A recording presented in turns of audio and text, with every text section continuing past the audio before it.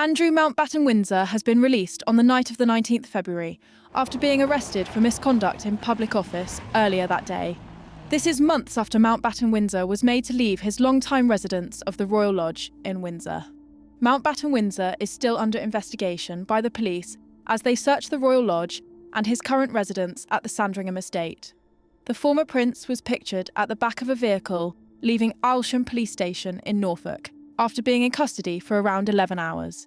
According to the Crown Prosecution Service, misconduct in public office is a common law offence and carries a maximum penalty of life imprisonment. It concerns serious willful abuse or neglect of the power or responsibilities of the public office held. This would mean that a public officer would be partaking in actions that they know are reckless and wrong, and that are an abuse of public trust. According to the Law Commission, misconduct in public office is one of the most notoriously difficult offences to define in England and Wales. One of the most notable cases of misconduct in public office was the Hillsborough disaster in 1989, where a fatal crowd crush during a football match in Sheffield left 97 people dead. An investigation in 2025 found that 12 police officers would have faced gross misconduct for fundamental failures on the day.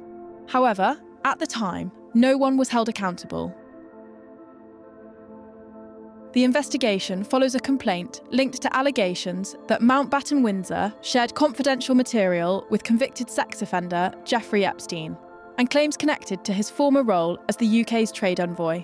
The Crown Prosecution Service will need to prove that Mountbatten-Windsor was a public officer who willfully neglected to perform his duty and/or willfully misconducted himself, to such a degree as to amount to an abuse of the public's trust in him without reasonable excuse of justification.